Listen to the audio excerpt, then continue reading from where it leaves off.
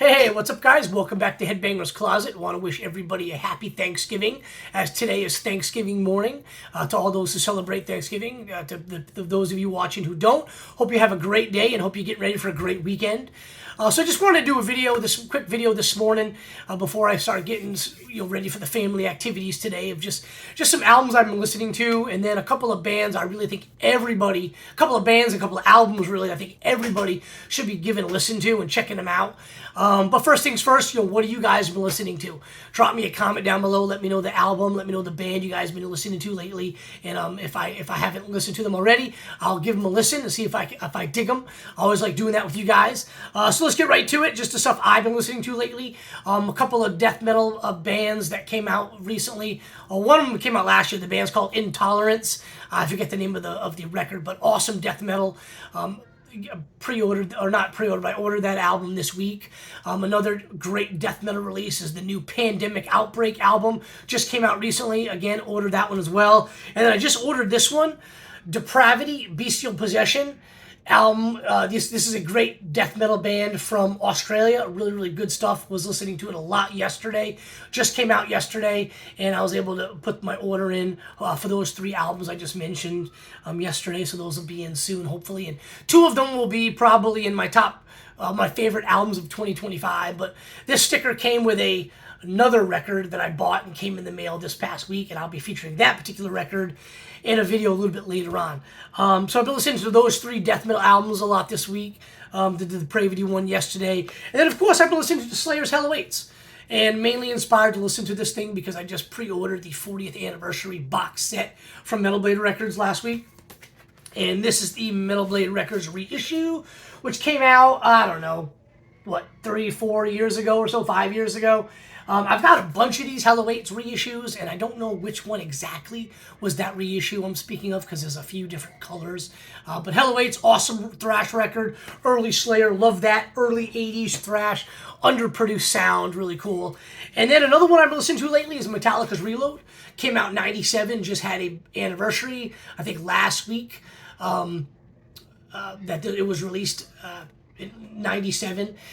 Great record, not my favorite Metallica record. In fact, it's probably my second least favorite Metallica album, but still a pretty good record. Kind of like Saint Anger, in my opinion. There's some good songs on this album, but there's a lot of good riffs intermixed with some pretty good tunes. A lot of people think Load and Reload were it was supposed to be that double album, and then for whatever reason, I don't remember the reasoning behind it, but they split them up to Load and Reload. They came out about a year apart. This is the Walmart version that came out, I think, in 2020. I don't remember the name of it. It was colored, and then they kind of put a play on one of the songs, and I don't remember which one it was for this thing, but pretty decent, kind of like yellowish orange vinyl gold, I guess, if you will, to kind of match the color of the blood and piss, which is stupid in my opinion.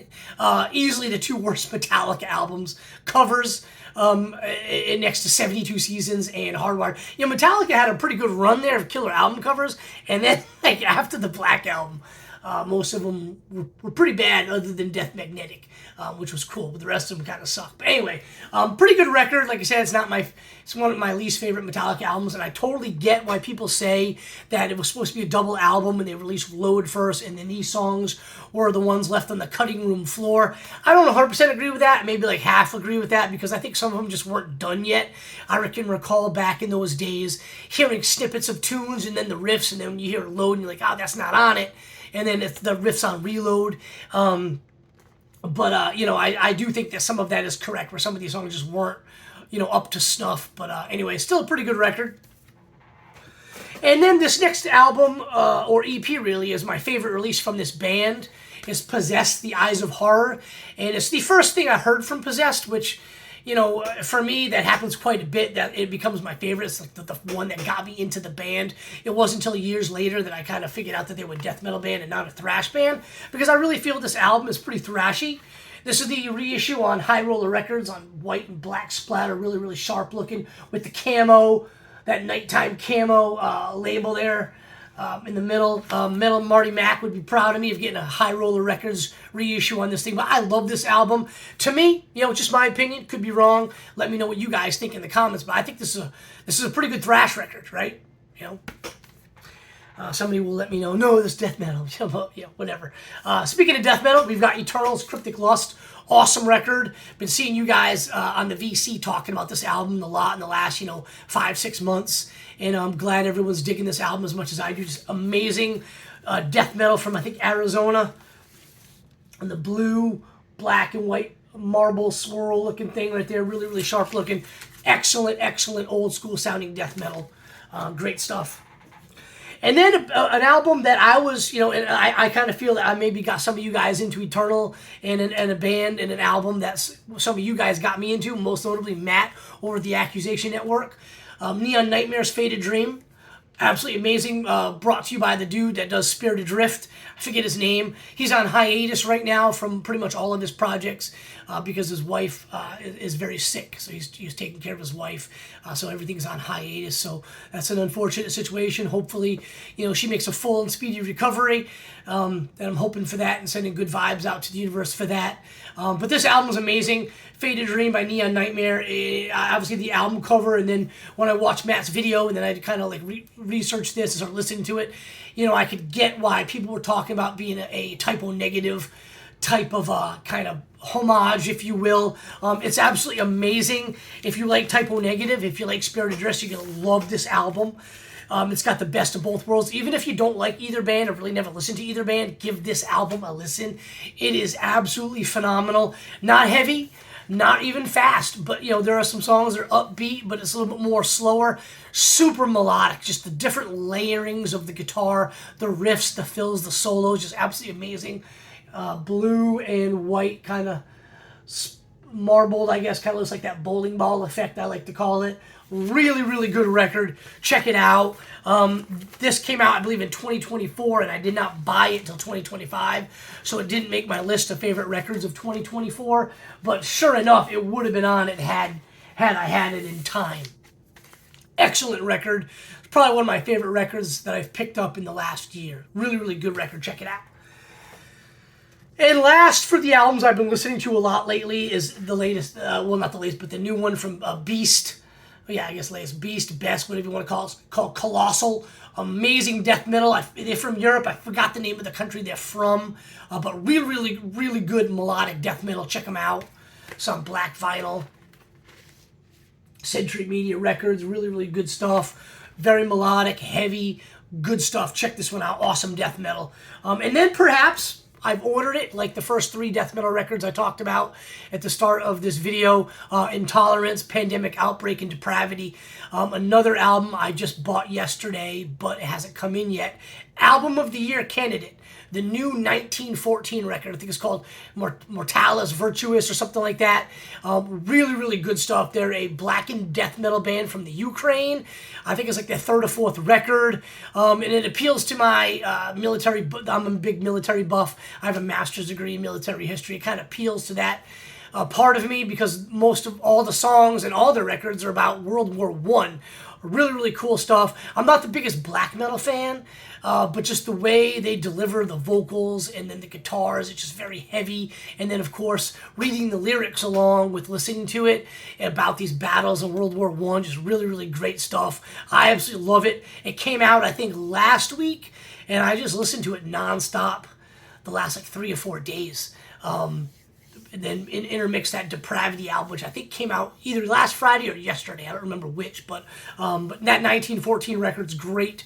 I will be talking about it when it comes in the mail, so definitely give that a listen if you haven't already. It's absolutely amazing.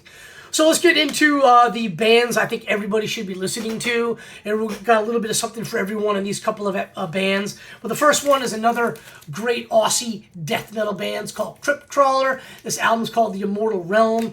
Came out in 2024. So I picked it up. A little pricey, which everything is coming from Australia these days. But I got some stickers. And then they gave me a magnet. And then, of course, dude, check this out, man. They gave me look, they hand wrote my name, like, hey, Brett. And it was like, obviously like a printed out, like, thank you note. But still, they wrote my name in, their own handwriting. So thank you very much for that. I think that's kind of cool. Just that added extra touch just kind of makes you feel cool and better, when you support these bands that you like. So there it is right there. There's the picture of the dudes in the band, like super death metal looking guys. Of course, that's the vocalist. So he seems like maybe like the smallest, most unassuming guy with some of the most killer guttural vocals on this thing. It's got that swamp green. Like again, album's called The Immortal Realm. Band is Crypt Trawler. Really, really good death metal. Very melodic, old, kind of that old school sounding. So if you dig that style of death metal, you're really going to dig these guys. It's great stuff. Check it out. And then another band I've been talking about a lot on this channel is Celestial Wizard. So this is their latest one. It's called Regenesis. Awesome stuff on that kind of orange. Really, really good stuff. And then this is their first one called Winds of the Cosmos. And this one's on like that purplish color right there. Really, really good stuff. So both of these albums, they're both really good. For a while, I was thinking Winds of the Cosmos is better, but the more I listen to the latest release, I think Regenesis is right there with it. So it's a great 1-2 punch for Celestial Wizard. And their style's a little bit of everything. There's a little bit of black metal vocals in there. There's a little bit of death metal, a lot of thrash, power metal, traditional heavy metal. Just it runs the gamut of like just all the great subgenres of heavy metal. They're from Colorado. Just give them a listen. They're really, really good. They don't have a lot of monthly listeners on Spotify. Their albums are still available on the websites and Bandcamp and stuff like that. So check them out. Pick them up if you dig the stuff. They've been touring, but they don't do like big like cross-country tours. It's kind of like that area of like the Colorado mountainous area and some West Coast dates. They don't really get out to the East Coast. But definitely check them out. Really, really good stuff. Next one is Hemotoxin. When Time Becomes Lost. This thing came out, I believe, 2024 was my, maybe 2023. I don't remember, but I put this in my favorite videos of that year. It was number 1. I love this record. It's freaking phenomenal. If you like death, you're going to like these guys because they're basically like, obviously listening to the tunes, super influenced by the band Death, which, what good death metal band isn't, at least a little bit, but great record from Hemotoxin, When Time Becomes Lost. The title track, When Time Becomes Lost, closed out the record. Really, really good, but it opens up with the Morbid Reflections and Call from the Abyss, which are amazing. My favorite song on the album, rather, song number 3 is called Malediction. Just such a great record, very melodic. The riffs are great. The vocals are great. The guitar solos are great. They've got a handful of records. This is the only one I actually own, but they all sound really, really good. They're from California, somewhere, I think maybe Northern California. I don't remember. I could be wrong on the city, but they're definitely from California. But check these guys out. Hemotoxin, When Time Becomes Lost. Got that really cool artwork on there, cavernous style artwork, really cool, like Dungeon Dragons. I really dig that. But awesome death metal album. And then last, but certainly not least, is a speed metal band. They're called Black and Speed. I really think this is maybe like a Motorhead on cocaine. And that's kind of how I characterize them. It's Demiser. This is their 2 albums.